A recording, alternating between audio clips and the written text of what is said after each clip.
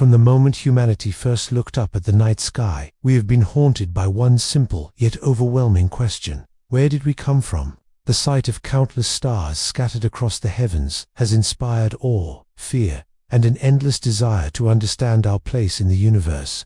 For thousands of years, this question has shaped religions, philosophies, and scientific revolutions. Entire civilizations rose and fell while holding on to their own stories of our origin. Stories told in temples, around campfires, and carved into stone. In the modern age, most of us have grown up with one dominant explanation: Charles Darwin's theory of evolution. This theory, refined and supported by generations of scientists, proposes that life developed gradually from ancient microorganisms, shaped over billions of years by the forces of natural selection. Within the framework of biology, humans are not separate from the animal kingdom, but the latest branch of a vast evolutionary tree. For many, evolution is not only a scientific theory, but an almost unquestionable truth. Its principles are taught in schools worldwide, shaping the way we see ourselves and our relationship with the natural world. Yet, despite the overwhelming evidence for biological evolution, there remain those who question whether it truly tells the whole story. One of the most famous critics of a purely Darwinian view was a Nobel Prize-winning medical scientist, celebrated for his work on antibiotics, who once said, "I would rather believe in fairy tales than in the ungrounded guesses of the theory of evolution. The complexity of even the simplest living organism is far beyond what primitive chemistry could have achieved billions of years ago." This sentiment, while controversial in the scientific community, resonates deeply with a significant portion of the general public. It reflects a growing recognition that the origin of life, and particularly the origin of human consciousness, remains one of the great mysteries not fully explained by current science. In 2001, a survey in the United States asked 1,000 adults to choose which view of human origins best matched their beliefs. The results were surprising and thought-provoking. 45% said that God created humans in their present form within the last 10,000 years. 37% believed humans evolved over millions of years, but under divine guidance. Only 12% believed humans were the result of a purely natural process of evolution, without any divine involvement. The remaining 6% had no clear opinion. This means that even in a modern, highly developed nation, the majority of people still believe our appearance on Earth involved the hand of a creator, whether through direct creation or by guiding evolution. These numbers challenge a common assumption, that science has replaced myth in the human mind. On the contrary, the instinct to believe in a higher power, a grand design, remains strong. Perhaps this is because science, for all its achievements, has not yet offered a complete and satisfying answer to the question of why we, intelligent, self-aware beings, exist at all. And so, we return to the ancient stories, the myths and legends passed down through generations.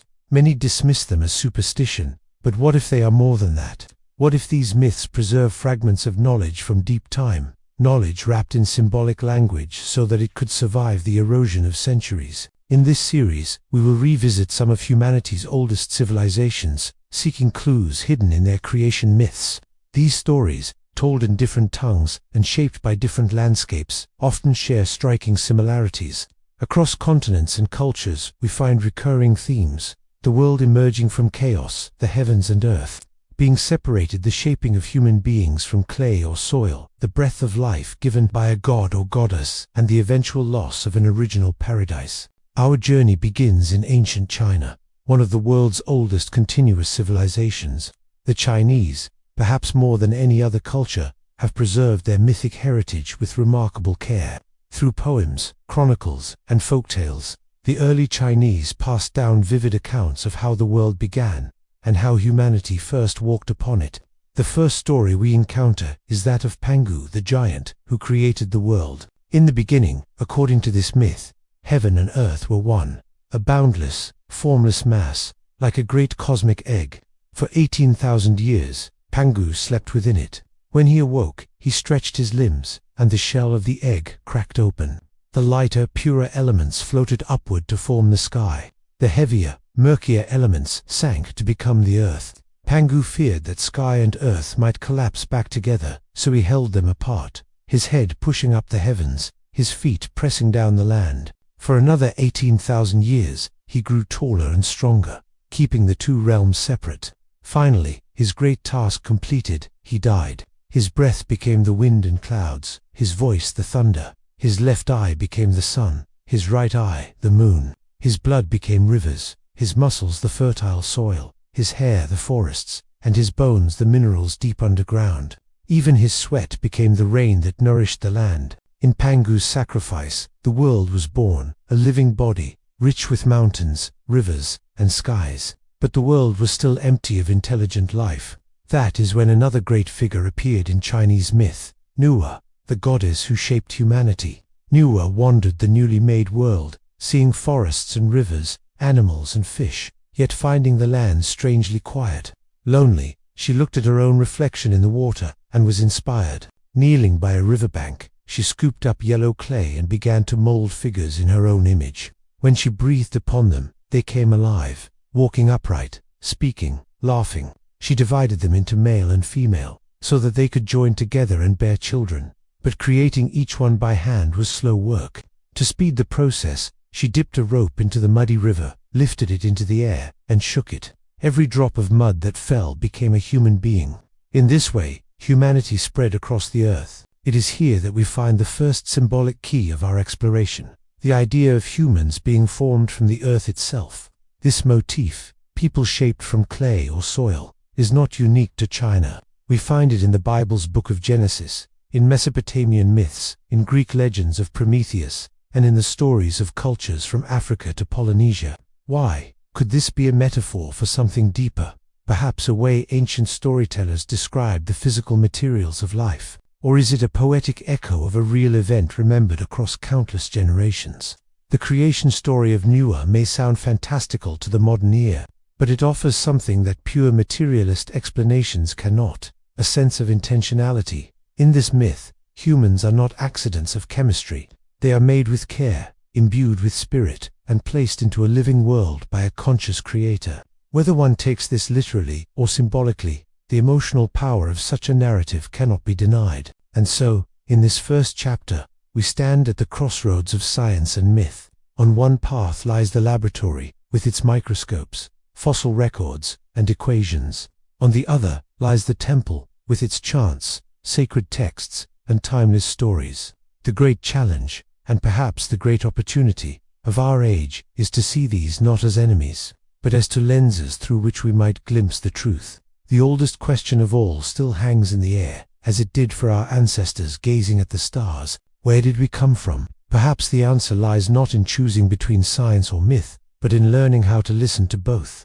After the heavens and the earth had been set apart, after mountains had risen from the seas, and rivers had carved their silver paths through the land, the world was still strangely silent. Forests swayed in the wind, birds took flight, and fish darted beneath the waters. Yet there was a certain emptiness, a lack of voices that could wonder, imagine, and dream. It was at this point, according to Chinese mythology, that the goddess Nuwa felt a longing stir deep within her heart. She walked across valleys and along the banks of great rivers, her gaze sweeping over the diverse life that Pangu's sacrifice had brought into being. The deer moved gracefully through the meadows, the carp leaped joyfully in the streams. Still, she sensed something missing, a being capable of thought, of love, of shaping the world, not merely by instinct, but by intention. One day, as Nuwa wandered along the yellow river, she paused to rest. Leaning over the water, she caught sight of her reflection, her eyes bright, her features serene, her long hair flowing like dark rivers into the wind. A spark of inspiration ignited. What if, she thought, there were creatures who could share in this beauty and carry a piece of my spirit within them? Without hesitation, she knelt by the muddy bank and scooped up a handful of soft yellow clay. She began to mold it, pressing and shaping with patient fingers, giving each figure a head, arms, legs, and a body in her own image. But she altered them in one important way. Instead of a dragon-esque tail like her own, she gave them 2 legs so they could walk across the solid earth. When the first figure was complete, she lifted it gently, held it to her lips, and breathed upon it. The clay quivered. A moment later, the small figure's eyes opened, and it took its first breath of the world. Life had entered it, not just the beating of a heart, but the capacity to think, to feel, and to act. It looked up at its maker with a mixture of awe and innocence. Encouraged, Nuwa created more figures, each with subtle differences, tall and short, strong and delicate, varying in face and form. Into some she breathed the essence of yang, making them men. Into others she breathed the essence of yin, making them women. These first humans danced and laughed, filling the empty world with voices and movement. The stillness that had once blanketed the earth began to lift. Yet Nuwa soon realized a problem. Shaping each person by hand was slow, and the earth was vast. If humans were to spread across the land, she needed a faster method. Inspiration struck again. She took a long rope of straw, dipped it into the muddy water, and swung it into the air. As the droplets of clay flew off, each one landed on the ground and transformed into a human being. In this way, people came to inhabit every corner of the world. Still, Nuwa was not satisfied with mere numbers. She wanted her creation to endure, not to vanish with the passing of years. She understood that life, once given, was fragile. Without a way to renew itself, humanity would fade, and her work would be lost. And so she gave men and women the gift of union. They would join together, bear children, and raise them. The circle of life would turn, and the human race would continue beyond her own direct touch. It is here, in the myth, that we find echoes of a concept shared across cultures. Humanity born of the earth, sustained by the joining of male and female. The symbolism is striking. The clay represents the raw material of life, the physical body, while the breath is the animating spirit, the consciousness that transforms matter into a living being. When we look beyond the poetic language, the parallels to other creation myths become undeniable. In the Hebrew Bible's book of Genesis, God forms Adam from the dust of the ground and breathes into his nostrils the breath of life. In Greek mythology, Prometheus molds humans from clay, while in Mesopotamian stories, the gods shape mankind from a mixture of earth and divine blood. Across the globe in Africa, the Pacific Islands, the Americas, variations of this theme appear again and again. Why would such a motif be so universal? One possibility is that it is simply an intuitive metaphor. Clay is malleable, earthy, and ever-present. For ancient people, it was a natural symbol for the physical body. But another possibility, one that our ancestors may have sensed, is that life indeed arises from the very elements of the earth. Modern science tells us that the human body is made of oxygen, carbon, hydrogen, nitrogen, calcium, phosphorus, and trace minerals, all found in the soil and rock beneath our feet. Yet the myths go further than chemistry. They insist that matter alone is not enough. There must be spirit, a breath, an energy that transcends the physical. In the story of Nuwa, this life force comes directly from the goddess herself. In Genesis, it is the breath of God. In each version, the implication is the same. Humanity is not just an assembly of parts. We are bearers of a divine spark. From a symbolic perspective, this breath of life can be seen as the gift of consciousness. It is the awareness that allows us to ask questions, to imagine futures, to reflect on the past. It is the reason we can gaze at a starry sky and wonder about our origins, the very question that began our journey in Chapter 1. Without it, we would be like the animals in Nuwa's world before her creation, alive, but silent in the ways that matter most. The myth also contains a subtle but profound idea about diversity and equality. The first humans, shaped by Nuwa's hands, are different from one another in form, yet equal in origin. Whether formed carefully from her fingers or created swiftly from droplets of mud, all shared the same life force. This echoes through many spiritual traditions, that all people are, in a fundamental sense, kin crafted from the same clay, breathing the same air. Another important theme emerges here, the balance of yin and yang. By dividing humanity into male and female, Nuwa introduces the duality that fuels life's continuation. But this is more than biology. In Chinese philosophy, yin and yang represent complementary forces in all aspects of the universe: darkness and light, stillness and movement, receptivity and activity. By embodying both, humanity mirrors the cosmic order. Seen through the lens of modern physics and metaphysics, the clay of our bodies could represent the three-dimensional matter of our universe, while the breath could symbolize higher dimensional energy or consciousness entering this matter. Some theorists of advanced physics speak of higher dimensional beings interacting with lower dimensions, much like Nuwa reaching into the clay world to mold and animate her creations. To the ancient storytellers, this was divine magic. To us, it might be described as a transfer of information, energy, or life from one state of being to another. In the end, Nua's creation of humanity is not just a tale of origin. It is a lesson in responsibility. She did not simply make humans and walk away. She ensured they had the means to thrive, to reproduce, and to care for their offspring. In this, she is both creator and guardian. Her actions imply that life, once granted, comes with obligations, both for the giver and for the receiver. As the story closes, we can imagine the once empty world, now teeming with movement and song. Men and women work together, children play along the rivers, fires burn in the night to ward off the cold. The land that was once silent now resounds with voices, not just the calls of animals or the rush of rivers, but the laughter, the questions, and the dreams of humankind. In the chapters to come, we will see how this theme, humans formed from the earth, gifted with a divine spark, appears in other traditions. We will travel westward to the deserts of the Middle East, where the Garden of Eden blooms in the pages of sacred scripture. We will climb the heights of Mount Olympus to meet the gods of Greece, who shaped mankind and gave them the fire of knowledge. And we will dive deep into the universal flood myths that speak of humanity as destruction and renewal. For now, we leave Nua's world with a thought. Perhaps these ancient stories are not in conflict with science, but are another way of expressing truths we still struggle to fully understand. We are, in a very real sense, made of earth and animated by breath. Whether that breath comes from a goddess, a god, or the mysterious spark of consciousness itself, it remains the most precious gift we have, and the one we must strive to honor. The story of Nua forming humans from yellow clay and breathing life into them is as poetic as it is profound. But as we step deeper into our journey, the question naturally arises: what does clay truly mean? Could it be more than literal soil? Could it be a symbolic way of describing something fundamental about the nature of existence itself? In almost every ancient creation myth, earth, dust, or clay is the raw material of life. In the book of Genesis, God forms Adam from the dust of the ground. In Greek myth, Prometheus shapes humans from clay, just as Nua does in Chinese tradition. The Ambori of New Zealand, the Yoruba of West Africa, and the Hopi of North America all tell similar stories.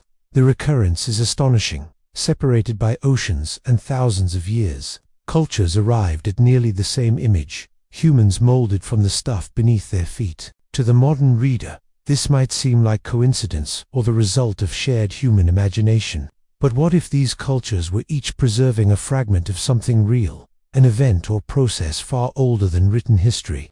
And what if clay is simply the best metaphor ancient minds had for the base material of our physical world? Science tells us that everything we see, including our bodies, is made of atoms, arrangements of protons, neutrons, and electrons, themselves composed of even smaller particles. All of these are forged from the same cosmic elements found in the earth: carbon or oxygen, hydrogen, nitrogen, calcium, phosphorus. In this sense, the ancients were correct. We are literally made of the earth. But the myths speak of something more: the moment when inert matter becomes alive, the point at which consciousness enters the picture. This is where the breath of life comes in.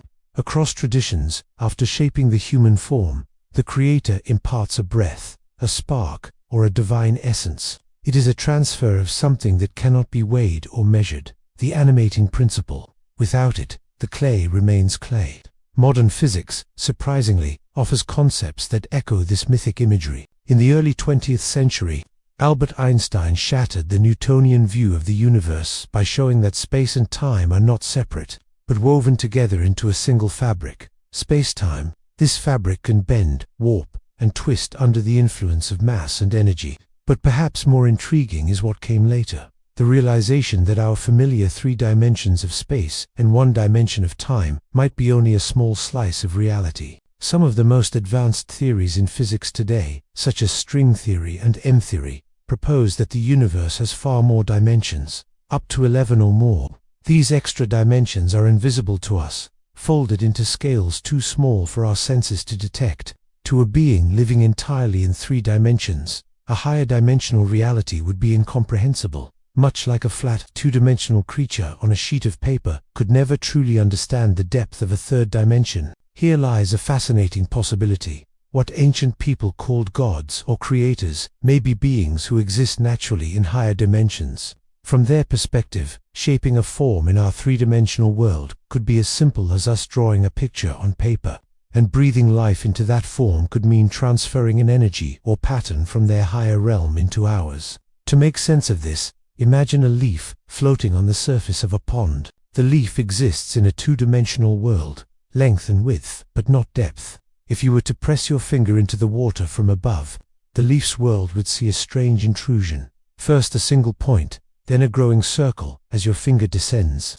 The leaf's inhabitants could never see your whole hand, only the part that intersects with their world. And when you remove your finger, you vanish without a trace. This is exactly how beings from higher dimensions might appear to us. They could enter our space-time, shape matter, and leave, their full form and nature hidden from us, just as your hand is hidden from the leaf. For ancient humans, such encounters would have been miraculous, prompting the stories of gods who arrive from nowhere, create life, and then disappear into the heavens.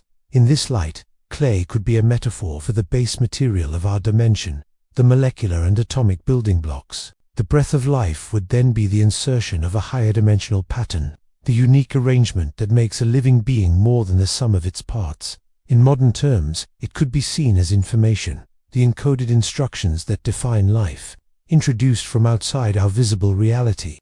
If this interpretation seems speculative, consider how myths often encode truths in symbolic form. The ancients may not have had particle physics, but they understood that there is a fundamental difference between a lifeless body and a living person. They could not see DNA, but they intuited that life required something intangible, something akin to spirit.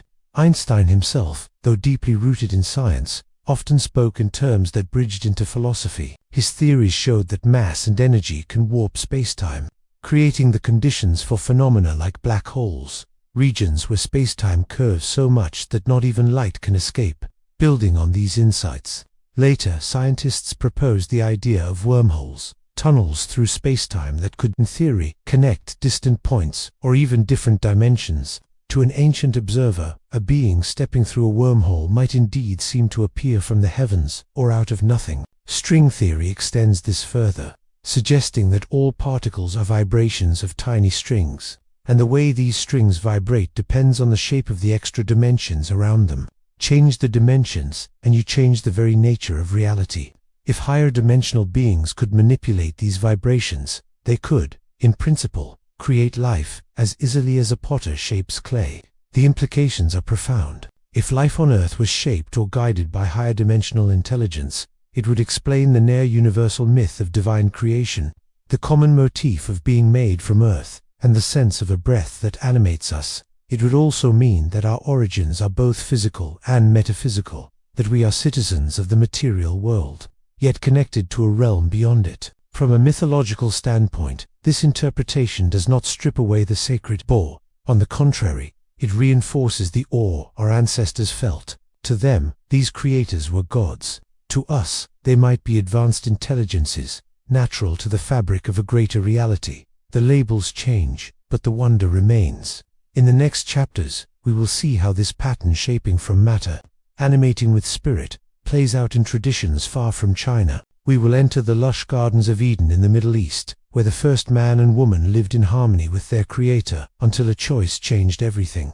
We will climb the heights of Mount Olympus, where the Greek gods molded humans and gave them fire. And we will face the Great Flood, the recurring cataclysm that resets humanity's story. For now, let us hold on to the thought that the clay of myth may be more than just soil, and the breath of life more than just air. They may be the language of a universal truth, that to be human is to be both of the earth and beyond it, a bridge between dimensions, shaped by hands we cannot fully see. Across deserts and rivers, far from the mountains where Pangu lifted the sky and knew a molded humankind, another story took root. It was told in the language of shepherds and kings, sung in temple hymns, and passed down through scrolls copied by careful hands. In this story, the world began not in chaos alone, but through the deliberate will of a single, supreme creator.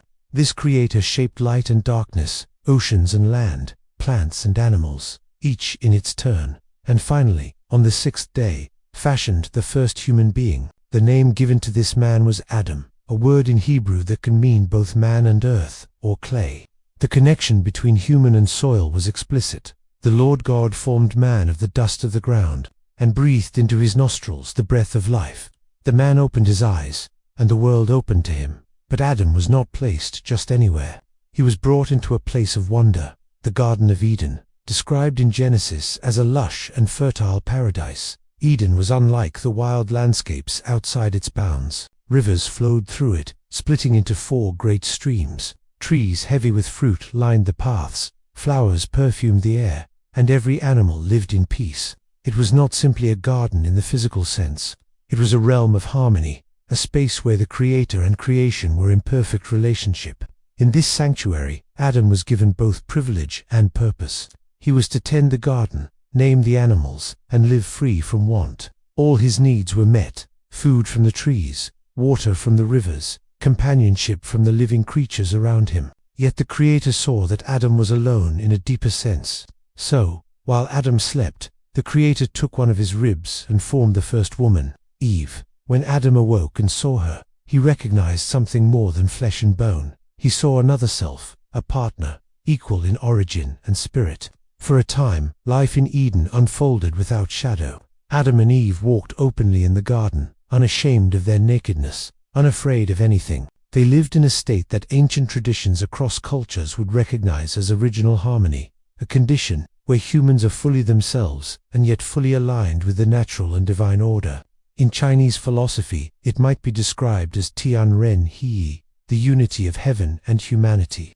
But in the center of Eden stood 2 special trees, the tree of life and the tree of the knowledge of good and evil. From every other tree, Adam and Eve could eat freely. But the Creator gave a single command: "You shall not eat from the tree of the knowledge of good and evil, for in the day that you eat of it you shall surely die." Why this restriction?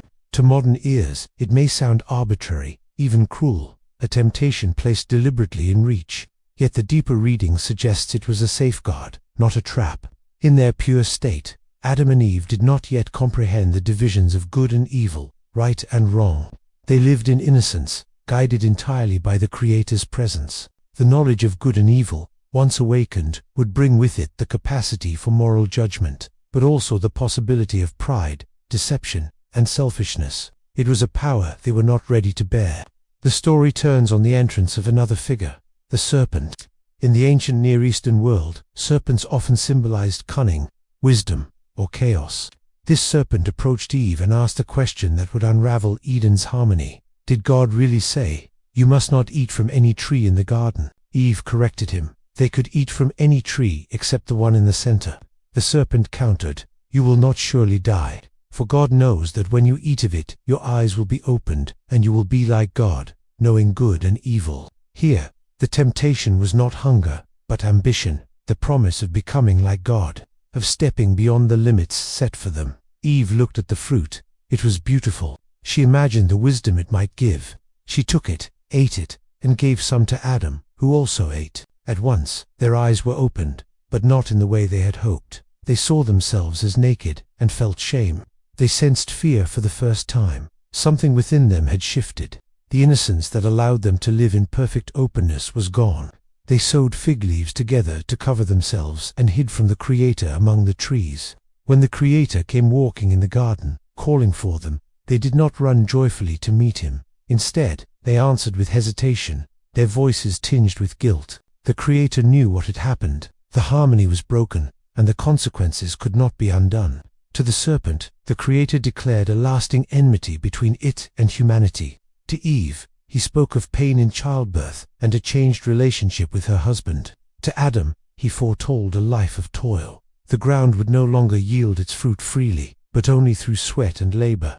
And to both, he pronounced the final truth: "For you are dust, and to dust you shall return." They were then clothed in garments of skin, a poignant act of care, even in judgment, and sent out of Eden at its eastern boundary.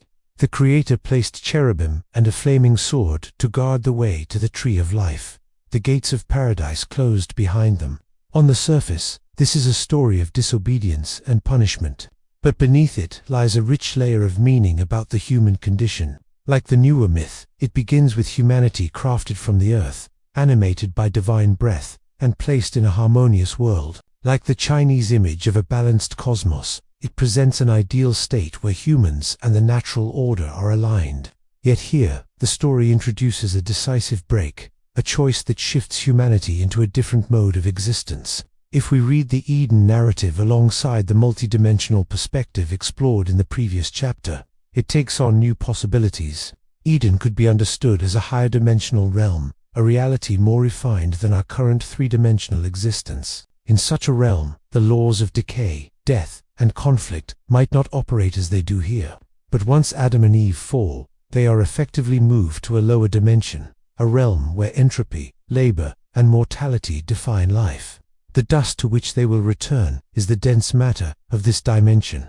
The act of eating the forbidden fruit could then be seen as a shift in consciousness. They gain self-awareness in a way that brings separation from each other, from the Creator, and from the unified field of life. They become capable of moral reasoning, but also of self-centeredness. In mythic terms, they awaken to duality, good and evil, life and death, shame and pride. The single continuum of harmony fractures into opposites. What is striking is how closely this parallels other cultural memories. In some Native American myths, humanity once lived in a world of light and ease, but was driven out after a transgression. In ancient Indian texts, there is the idea of a golden age Satya Yuga that declines into ages of greater strife and separation. The Chinese speak of a time when the human heart was naturally aligned with the Way Tao, only to lose that purity as desires multiplied. From a moral perspective, the Eden story is less about the violation of a rule and more about the loss of a state of being. It warns of the cost of seeking power before wisdom, of taking knowledge without understanding its weight. It tells us that the gift of choice is inseparable from the burden of consequence. As Adam and Eve walked away from the gates of Eden, they stepped into the world we know, a place of beauty mixed with hardship, joy shadowed by sorrow. The memory of paradise lingered, carried in myths, songs, and the deep human longing for a better place just beyond reach. In the centuries to come, that longing would shape civilizations, inspire religions, and drive quests for immortality. In this way, the Garden of Eden becomes not just a place in a story, but a symbol imprinted on the human soul. It represents our origin and our loss, our connection to the divine and our separation from it. It asks each generation to reflect, what does it mean to live in harmony with the greater order, and what happens when we step outside it? In the next chapter, we will journey from Eden to another mountain of myth, the heights of Olympus, to see how the Greek gods shaped humanity, gifted them fire, and, like the Creator in Eden, imposed limits that, once crossed, changed everything. When the gates of Eden closed, humanity stepped into a harsher world, one of toil, danger, and the need to create tools for survival. Across the Mediterranean, far from the deserts of the Middle East, another people told their own story of how humans first gained the means to survive in such a world. This was the world of ancient Greece, where gods walked the peaks of Mount Olympus, and mortals lived under their watchful, often unpredictable gaze. In Greek mythology, the shaping of humanity was entrusted to two divine brothers, Prometheus and Epimetheus, both titans, elder beings, who had survived the great wars between the older gods and the Olympians. Their names carried their natures. Prometheus meant forethought, and Epimetheus meant afterthought. As the names suggest, one was wise and cautious, the other impulsive and prone to mistakes. According to the myths, Zeus, king of the gods, assigned these brothers the task of populating the earth with living creatures. Epimetheus eagerly began by crafting the animals. He gave each species some gift for survival: sharp claws to the lion, swift legs to the deer, thick fur to the bear, wings to the bird, and shells to the turtle. The problem was, Epimetheus was so generous that by the time it came to shaping humankind, all the gifts had been used up. Humans were left naked, without natural weapons, claws, fur, or speed. It was then that Prometheus stepped forward. Looking at the fragile, defenseless beings his brother had left, he decided they would need something greater than claws or fur, something that would allow them not just to survive, but to rise above all other creatures. He shaped their bodies carefully, standing them upright like the gods themselves, so they could look to the heavens as well as to the earth. But shaping form was not enough. They needed a power that would transform their fate. That power was fire. Fire, in the ancient world, was more than a source of warmth. It was the spark of civilization, the key to cooking food, forging metal, crafting tools, warding off predators, and, symbolically, illuminating the darkness of ignorance. In the Greek mind, fire was both a practical necessity and a divine element, too sacred for mortals to possess without permission. Zeus had forbidden its use by humans, perhaps fearing what they might do if they became too powerful. Prometheus, however, believed otherwise. He saw in humanity the potential for art, knowledge, and progress, and so, in an act of defiance, he climbed to the heavens, stole fire from the workshop of Hephaestus, the god of the forge, and carried it down to the earth, hidden inside a hollow fennel stalk. When humans saw the dancing flame for the first time, they rejoiced. They cooked their food, shaped weapons, built homes, and began the long journey toward civilization. But gifts from the gods are never without cost. When Zeus discovered the theft, his fury was swift and terrible. Prometheus was chained to a remote mountainside, where every day an eagle, the sacred bird of Zeus, would swoop down and tear at his liver. Because Prometheus was immortal, the organ would regenerate overnight, and the torment would begin anew. He would endure this punishment for ages until, in later myths, the hero Hercules would eventually set him free. Yet Prometheus's punishment did not end with his own suffering. Zeus also devised a subtler, more enduring punishment for humanity, a gift that would change the course of their lives forever. He ordered Hephaestus to sculpt from clay the figure of a woman, the first mortal woman, whose beauty would rival that of the goddesses. The other gods adorned her with their own gifts. Athena clothed her in fine garments and taught her the skills of weaving. Aphrodite gave her irresistible beauty. Hermes granted her charm, cunning, and the art of persuasion, along with a mind capable of deceit. They named her Pandora, meaning all-gifted. Zeus presented Pandora to Epimetheus, who, despite Prometheus's warning never to accept gifts from the king of the gods, was captivated by her. Along with Pandora, Zeus sent a sealed jar later mistranslated as a box, instructing her never to open it. But curiosity, one of the qualities gifted to her by the gods, gnawed at her resolve. Eventually, she lifted the lid. From the jar burst a whirlwind of dark forces: sickness, toil, sorrow, envy, greed, and all manner of misfortunes. These spread swiftly across the world, afflicting every human life. Horrified, Pandora slammed the lid shut, but only one thing remained inside: hope. Some say hope stayed to comfort humanity in their suffering. Others suggest it was trapped to prolong their misery. The ambiguity was deliberate, for Greek myths often left moral truths for the listener to ponder. At its heart, the tale of Prometheus and Pandora is about the double edge of knowledge and power. Fire, like the fruit of Eden's tree of knowledge, granted humanity a new kind of awareness and ability, but it also brought consequences. With fire came technology, and with technology came war.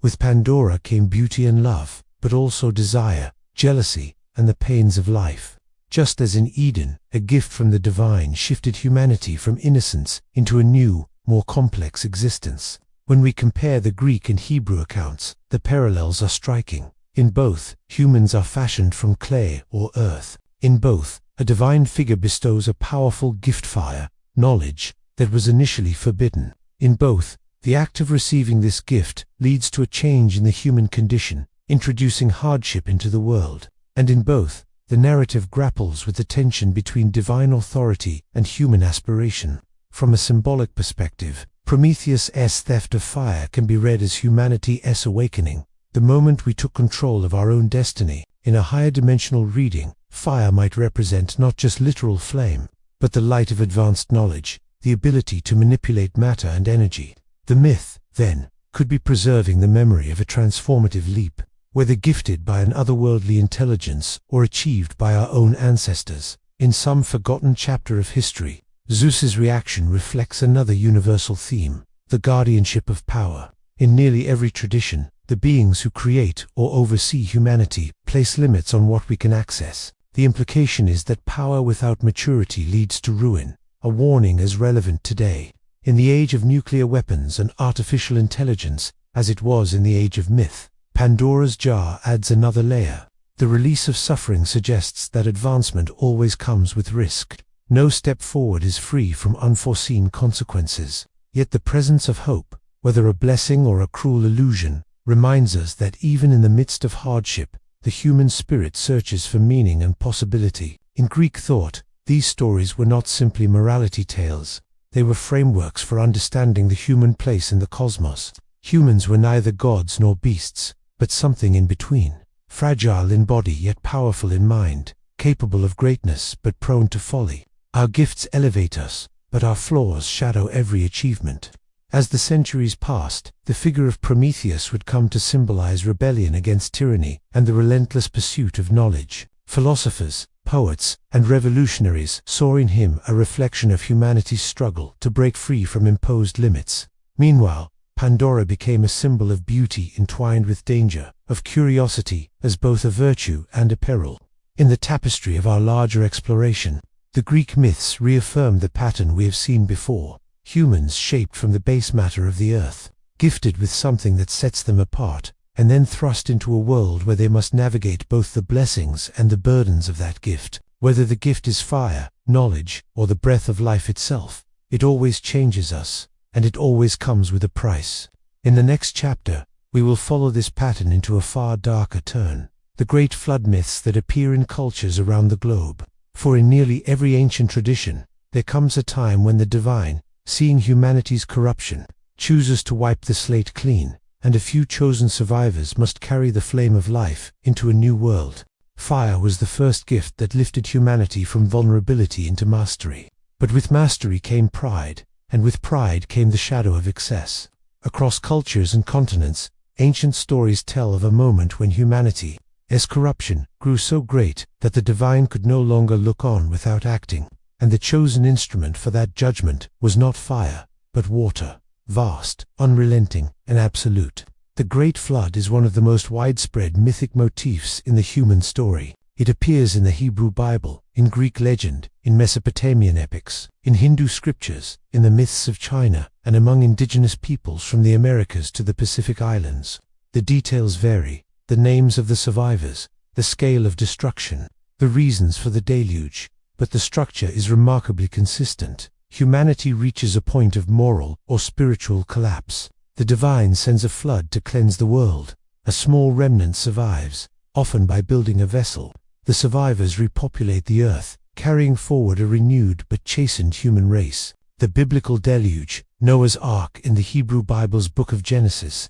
The story unfolds after generations of human growth. The earth, once a Garden of Eden-like harmony, has become filled with violence and corruption.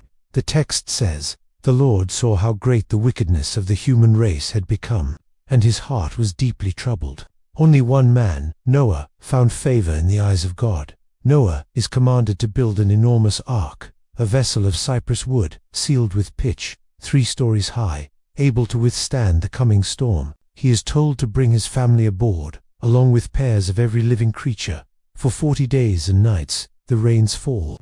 The waters rise above the tallest mountains. Everything outside the ark perishes. At last, the rains stop, and the waters begin to recede. The ark comes to rest on the mountains of Ararat. Noah releases a raven, then a dove, to see if the land is dry. When the dove returns with an olive leaf, Noah knows the earth is ready to receive them again. God makes a covenant with Noah, symbolized by the rainbow. Never again will a flood destroy all life. The Greek flood, Deucalion and Pyrrha, in Greek mythology. The flood comes as punishment for the hubris and lawlessness of the human race. The god Zeus, angered by their disrespect for the divine order, decides to wipe them out. The sole exceptions are Deucalion, son of Prometheus, and his wife Pyrrha. Prometheus, ever the protector of humanity, warns his son of the coming disaster. Deucalion and Pyrrha build a chest often interpreted as a large boat, and fill it with provisions. The rains come, the rivers overflow, and soon the world is a boundless sea. For 9 days and nights they drift until the waters recede, and their vessel comes to rest on Mount Parnassus. Finding the world empty, they seek guidance from the gods on how to repopulate it. The oracle of Themis tells them to throw the bones of your mother over your shoulder. Understanding this as a riddle, they realize mother means the earth, and her bones are stones. They cast stones behind them, and the stones transform into men and women, a poetic echo of the Klee creation motif. The Mesopotamian flood, Utnapishtim's tale. The flood story in the Epic of Gilgamesh predates the biblical account by centuries. In it, the gods decide to send a flood to destroy humankind, but the god Ea warns Utnapishtim, instructing him to build a massive boat. Utnapishtim loads it with his family, craftsmen, animals, and seed of all living things. The storm rages for 6 days and nights, submerging even the mountains. When the waters subside, the boat rests on Mount Nicaea. Like Noah, Utnapishtim releases birds to find dry land.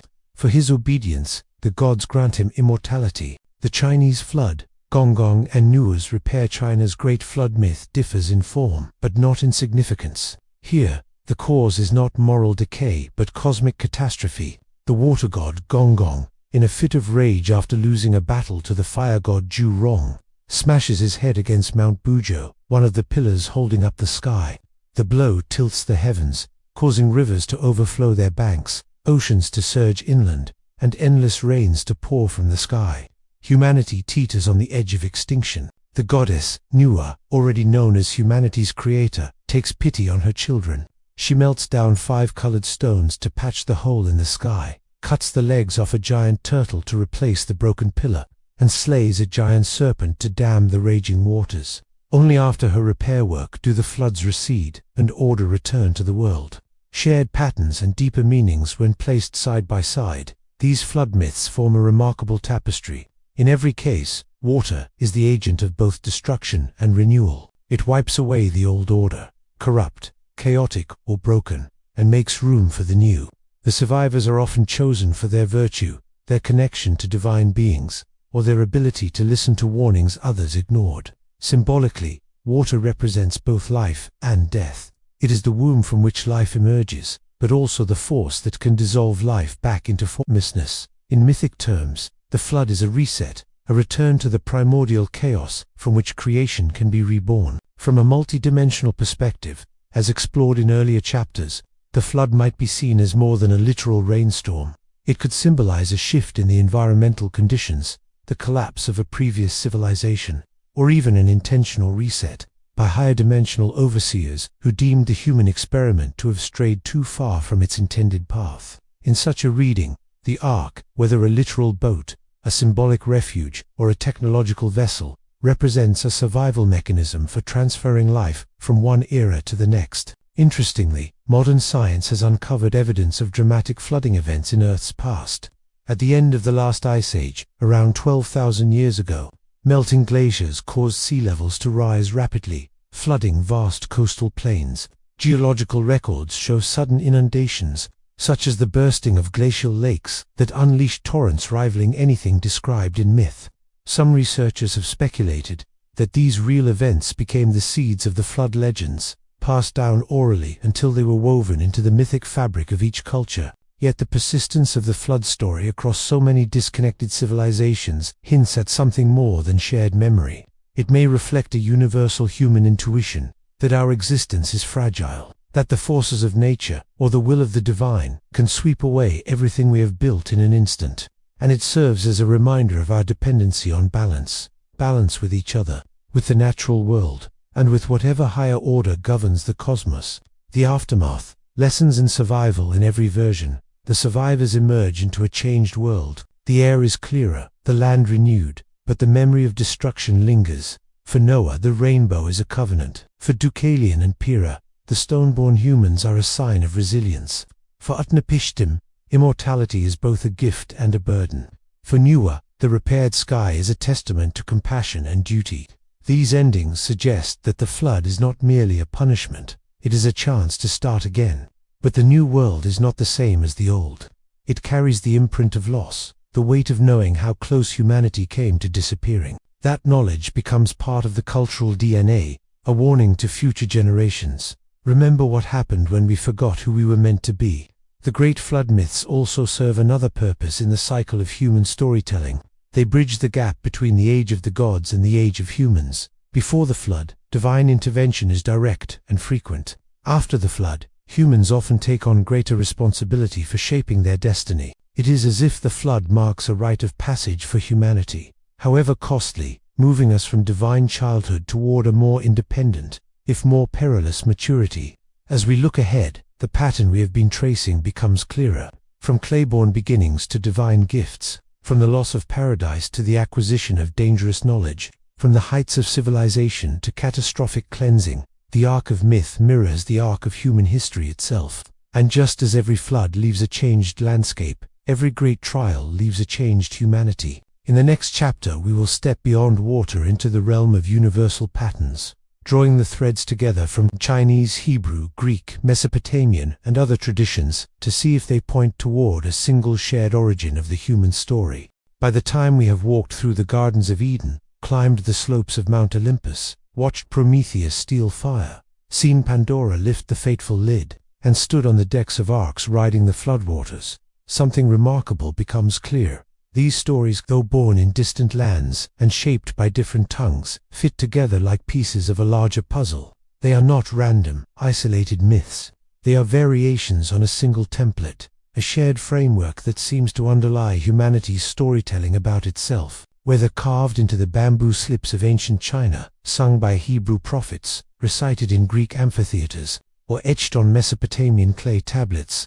the same beats recur with uncanny precision. 1. Creation from earthly material. Almost every culture's story begins with humans shaped from something humble: earth, dust, clay, or stone. In Chinese tradition, Nuwa molds us from yellow river clay. In Genesis, God forms Adam from the dust of the ground. In Greek myth, Prometheus shapes man from clay. In Mbori tradition, the goddess Hinnuin is fashioned from the red earth of Kriawaka. Even the act of naming Adam in Hebrew carries the root Adama, meaning earth. This motif is more than symbolic. Modern science reveals that our bodies are literally made from the elements of the earth: carbon, nitrogen, calcium, phosphorus, forged in the hearts of ancient stars and now arranged into the fragile, miraculous vessel of the human form. 2. The breath or spark of life. Once shaped, the human form in myth is lifeless until the Creator imparts a breath, spirit, or divine spark. Nuwa breathes immortal breath into her clay figures. God breathes into Adam's nostrils the breath of life. In some Polynesian versions, the life-giving force is a sacred chant whispered into the body. This act transforms mere matter into a conscious being, suggesting an ancient intuition that life is not only chemistry, but something intangible, perhaps even non-physical. From a multidimensional perspective, as discussed earlier, this could be the insertion of an informational pattern or code into our physical framework, an idea echoed in modern genetics and the concept of DNA as the language of life. 3. A place of harmony. The earliest humans, in nearly every myth, begin their existence in a place of perfect balance, the Garden of Eden, with its rivers, fruit trees, and peace between man and animal. The early age of Greek humanity, before Pandora, when life was without toil or sorrow. The Chinese typing vision, great peace, a legendary era when nature and humanity were in full harmony. These paradise states are not only idyllic landscapes, they are symbolic of an unbroken relationship between humans, nature, and the divine order. In this stage, humanity lives without the divisions of good and evil, life and death, power and weakness. 4. The forbidden gift or knowledge. Every paradise contains a limit, a gift or form of knowledge withheld until the right time. In Eden, it is the tree of the knowledge of good and evil. In Greece, it is the fire that Zeus forbids mortals to possess. In various indigenous traditions, it may be sacred songs, hunting skills, or spiritual visions reserved for the initiated. In each case, a figure, Eve, Prometheus, a culture hero, breaks the boundary and takes the gift prematurely. This act changes the human condition forever, granting power, but also introducing new forms of suffering. 5. The fall or consequence. The forbidden act triggers a transformation. Adam and Eve lose innocence and are expelled from Eden. Pandora's jar unleashes toil, disease, and death. In Chinese myth, human lifespans shorten after cosmic disorder breaks the balance. This step mirrors the archetypal fall from grace, the moment humanity steps out of alignment with the original order.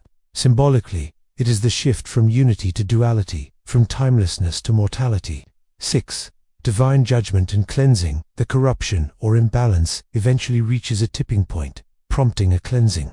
The Great Flood in Genesis, Greek myth, Deucalion and Mesopotamia, Utnapishtim. The Gong flood in China, repaired by Nuwa. In Hindu tradition, Manu survives a flood with the help of Vishnu in the form of a fish. This cleansing serves both as punishment and renewal, destroying what has gone astray, but preserving a seed for the future. 7. A new covenant or order. After the cleansing, humanity begins anew, often with some covenant, law, or moral framework. God's rainbow promise to Noah, the repeopling of the world by Deucalion and Pyrrhus, stone-born humans.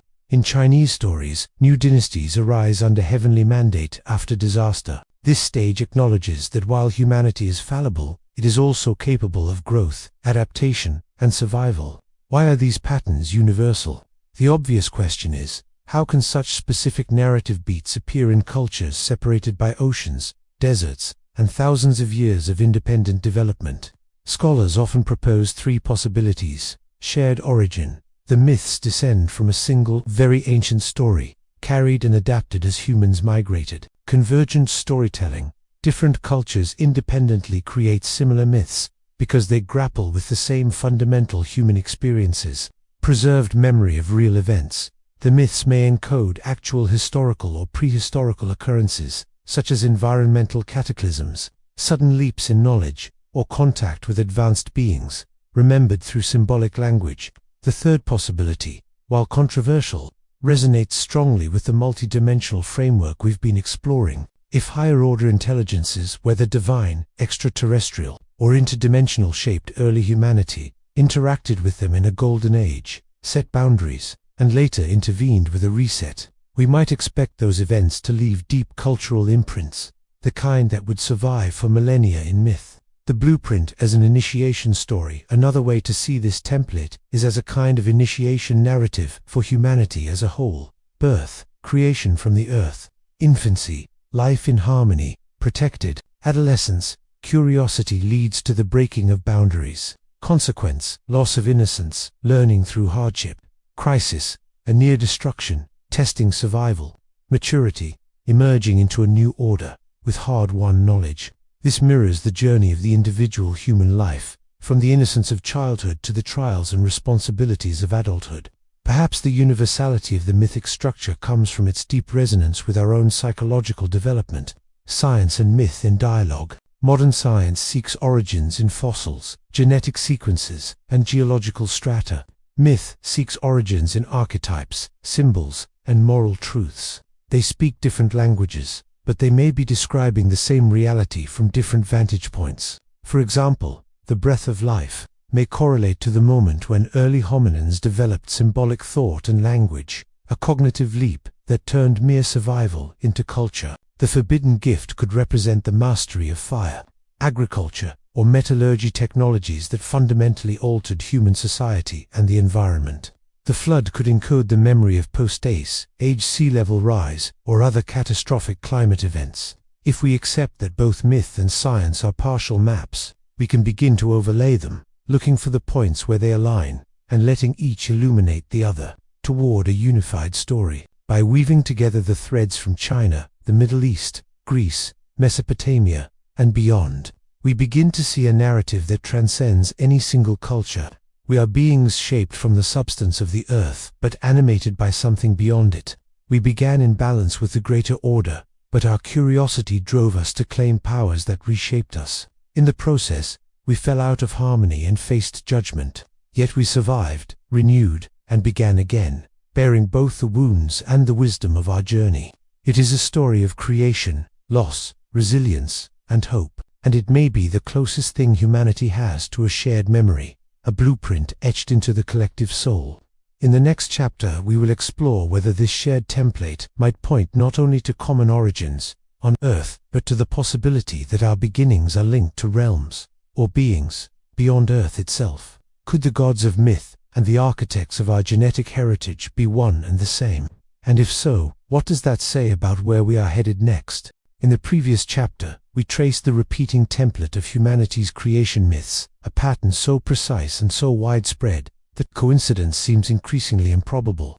These stories do not just speak of clay and divine breath, of gardens and floods. They speak of contact. They hint at the presence of others, beings who intervene, shape, guide, and sometimes destroy.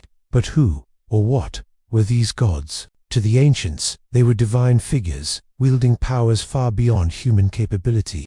They could appear suddenly, perform feats no mortal could match, and vanish just as abruptly. They lived in realms inaccessible to ordinary people, mountaintops above the clouds, hidden gardens, palaces beneath the sea, or the starry heavens themselves. Their knowledge encompassed the secrets of life, death, and the cosmos. To the modern mind, such beings invite a different set of interpretations. Could they have been higher dimensional intelligences, native to levels of reality beyond our perception?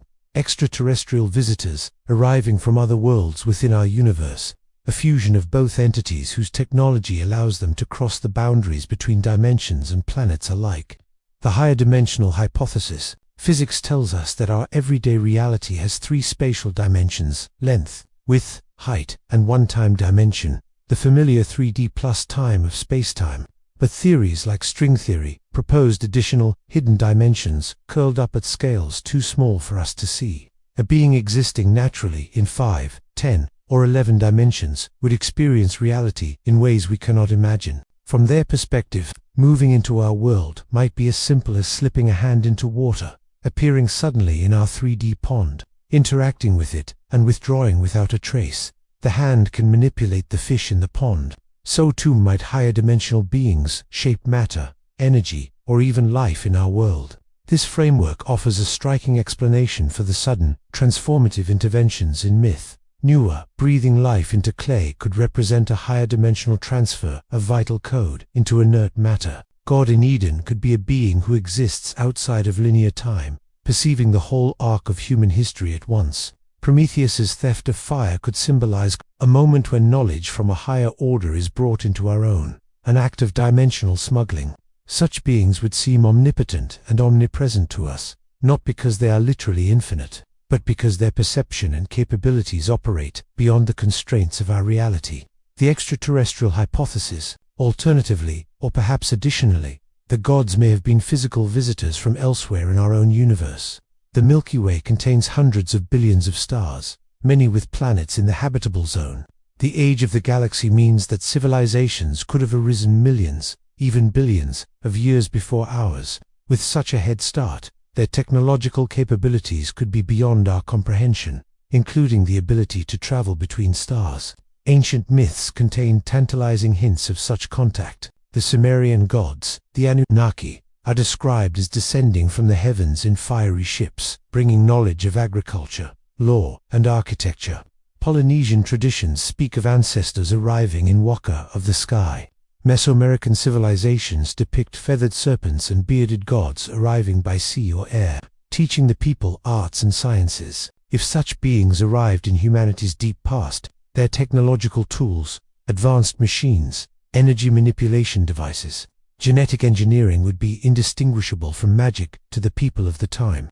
Their actions could inspire the myths of creation, divine gifts, and catastrophic punishments that we now inherit. The genetic engineering hypothesis. One of the most provocative interpretations is that these higher intelligences, whether higher dimensional, extraterrestrial, or both, played a direct role in shaping humanity's biology.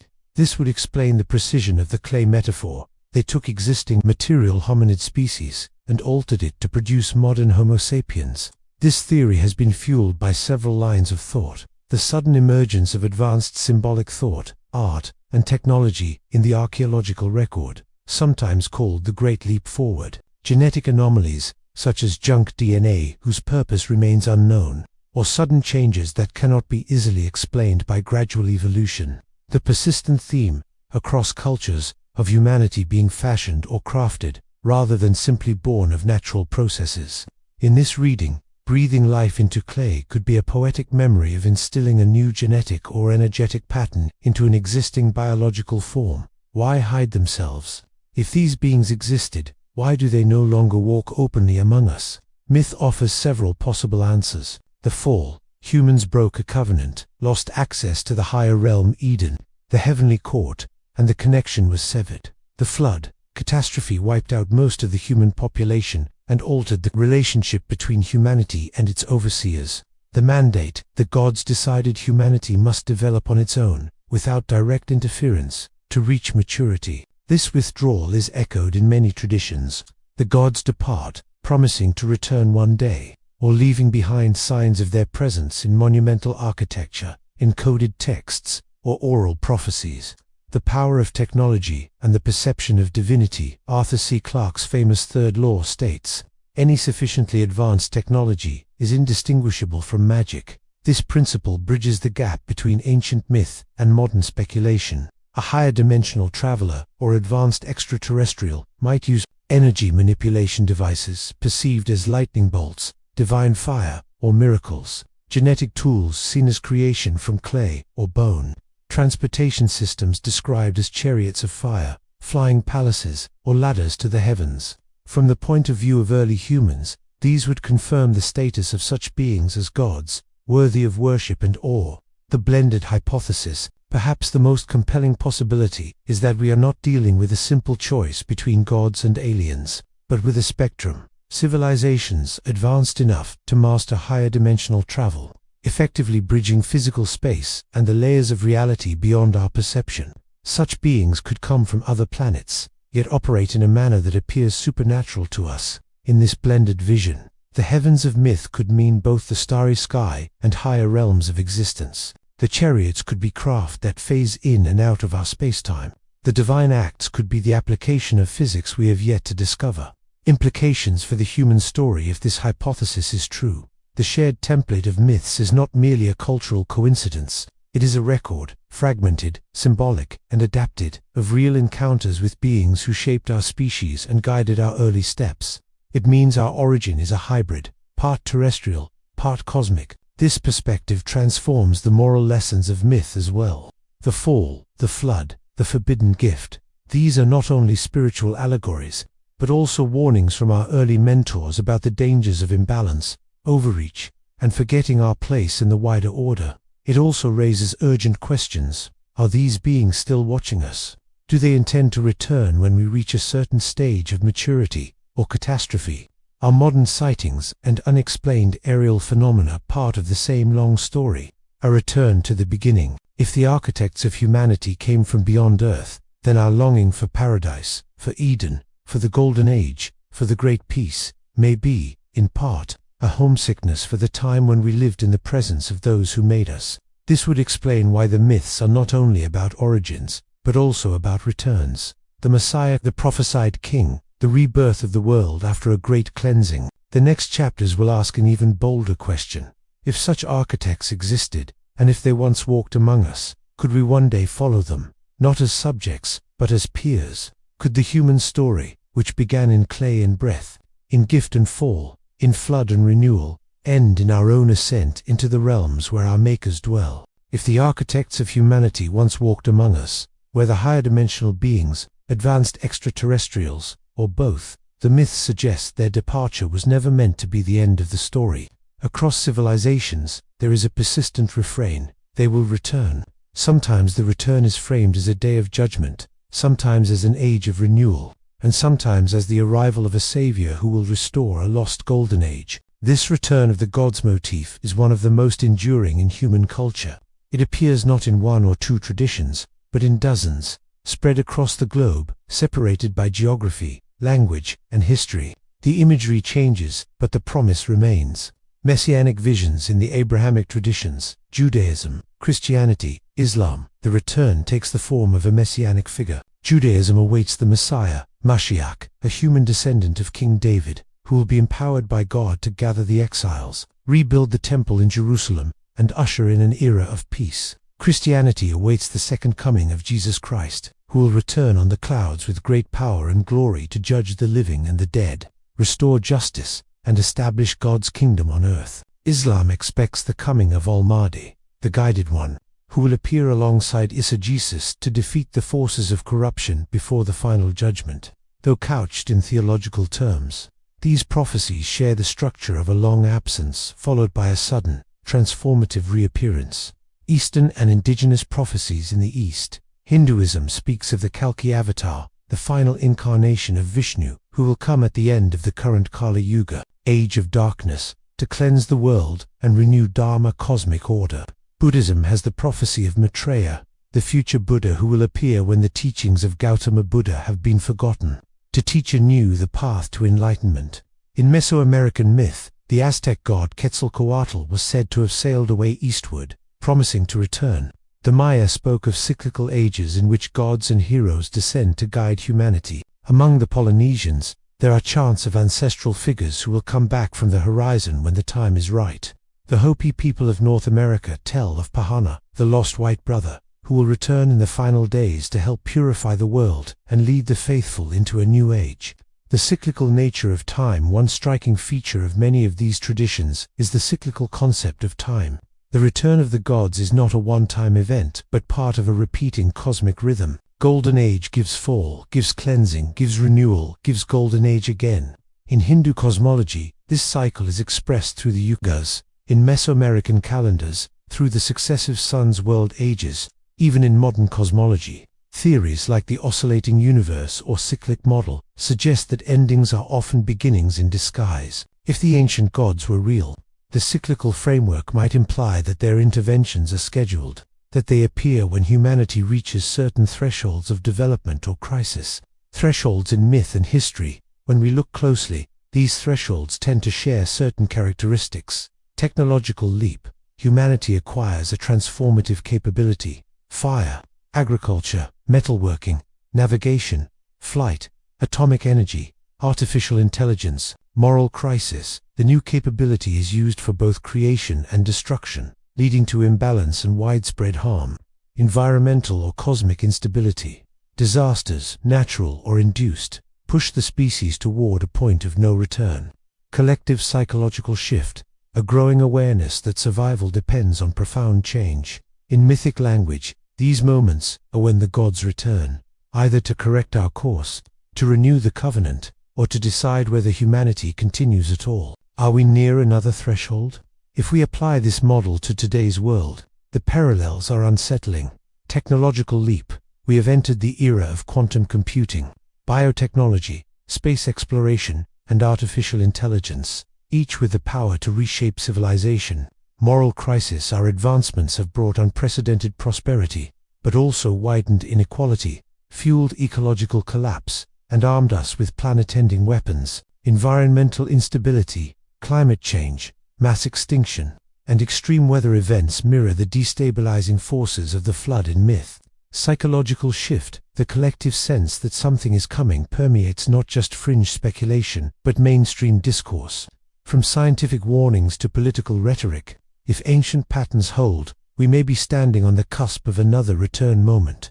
Modern echoes of ancient imagery. It is worth noting how certain modern phenomena echoed the language of myth. Reports of unidentified aerial phenomena, UAPs, appearing and disappearing with impossible maneuvers, parallel the chariots of fire and flying palaces of old.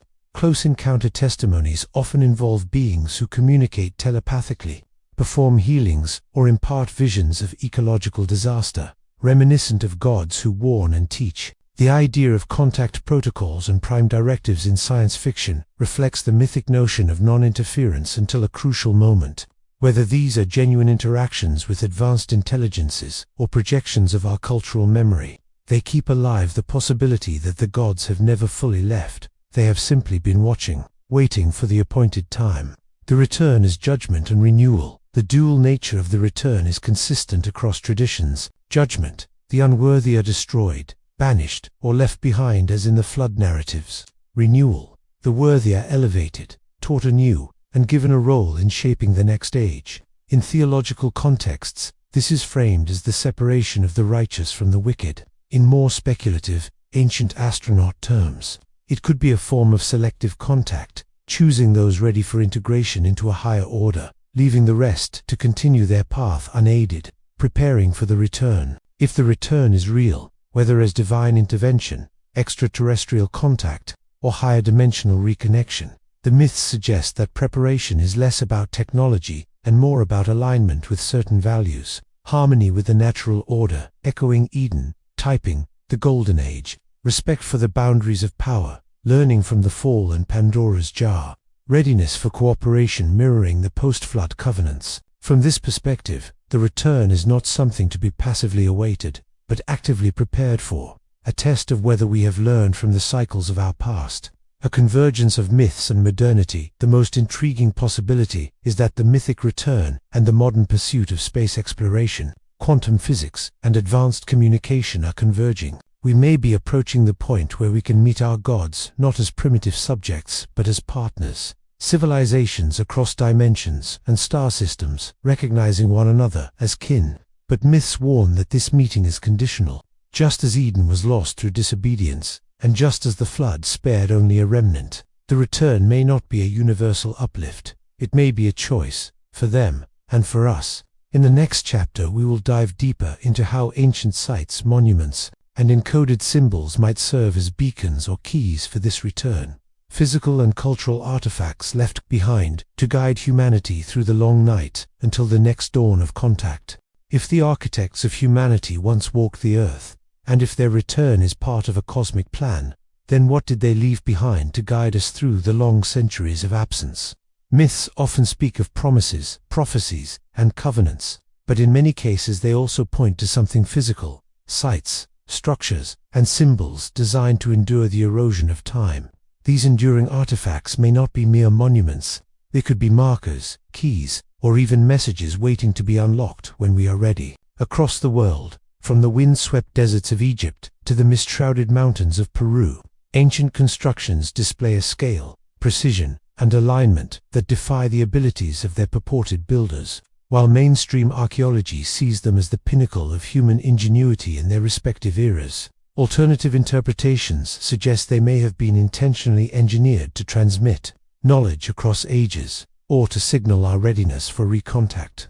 The pyramids of Giza, time capsules in stone. The Great Pyramid of Khufu has stood for over 4,500 years, yet its design continues to provoke debate. Its alignment to true north is astonishingly precise, deviating by only a fraction of a degree. The dimensions of its base and height encode ratios that correspond to pi and phi, the golden ratio, constants foundational to geometry and nature itself. Moreover, certain shafts within the pyramid align with specific stars, such as Sirius and Orion's belt, celestial markers that held profound significance for the ancient Egyptians. In the ancient visitor hypothesis, these alignments may serve a dual purpose: to memorialize the origin of the builders, and to act as a kind of celestial clock signaling key epochs, when certain stars return to exact positions in the sky. If the return of the gods follows cosmic cycles, the Great Pyramid could be part of a network of such markers, tuned to the slow movement of the heavens known as precession, a cycle lasting approximately 26,000 years. Stonehenge and the architecture of the sky in southern England. Stonehenge rises from the Salisbury Plain in a ring of weathered megaliths. Though smaller in scale than the pyramids, it too is aligned with astronomical events, the solstices and equinoxes. On the summer solstice, the sun rises precisely over the heel-stone, an event still celebrated thousands of years after the site's construction. The precision with which the builders aligned these stones suggests not only a sophisticated understanding of celestial cycles, but perhaps an intention to synchronize human ritual with cosmic rhythms. In mythic terms, Stonehenge could be viewed as a kind of antenna, a place where the human world and the cosmic order meet, where the veil between dimensions might be thinner. Nazca lines, messages for the sky high. In the arid plateaus of southern Peru lie the Nazca lines, immense geoglyphs etched into the desert floor. Some depict animals, a hummingbird, a spider, a monkey, while others are geometric shapes and long straight lines stretching for kilometers. From ground level, they are nearly invisible. Their full form emerges only from the air. Mainstream explanations suggest they were ceremonial paths or astronomical calendars. Yet their scale and aerial visibility raised the provocative idea that they were designed for beings who could see from above. In this reading, the Nazca lines could be literal signposts, meant to be read by those returning from the sky, confirmation that their influence had been remembered and honored. Easter Island Moai guardians facing inward on remote Rapa Nui, Easter Island. Nearly 900 massive stone statues known as Moai stand watch, carved from volcanic tuff. These statues are disproportionately large-headed, with deep-set eyes and solemn expressions. Most face inland, as if guarding the people, though a few gaze out to sea.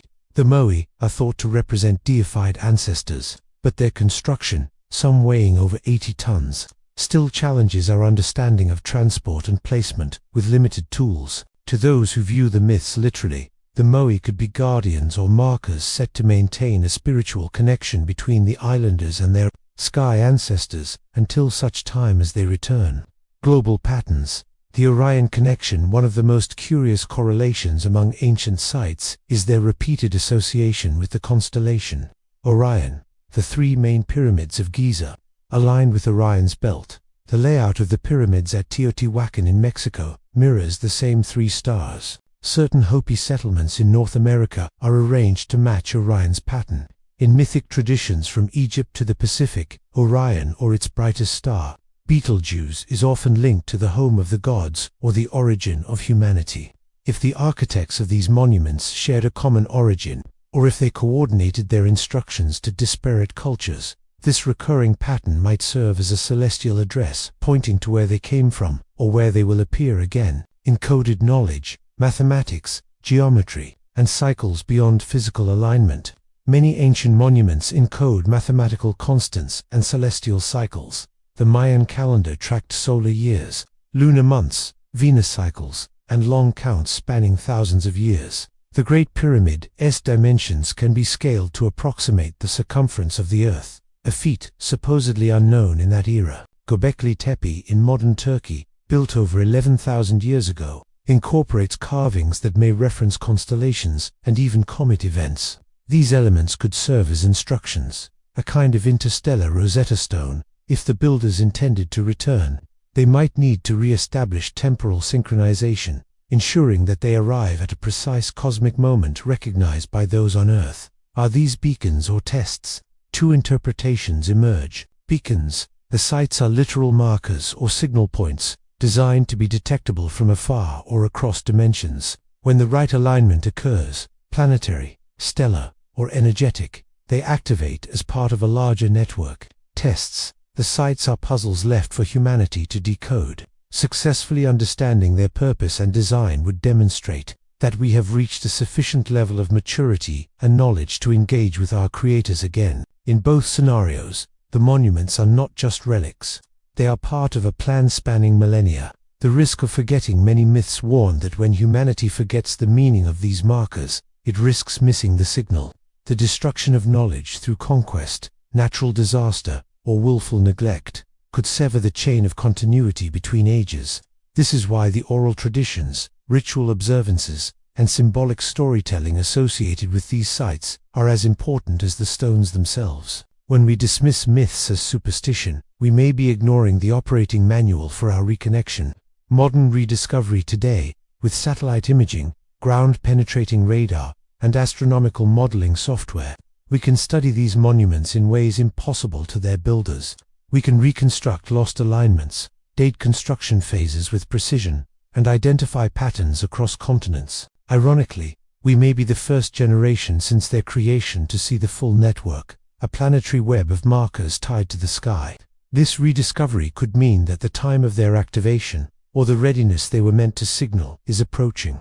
In the next chapter we will explore whether these markers were meant to synchronize not just with the sky, but with events on Earth, including cycles of catastrophe, and how that timing might align with the prophecies of return found in myth. This will bring us closer to understanding whether we are on the brink of such a moment in our own era.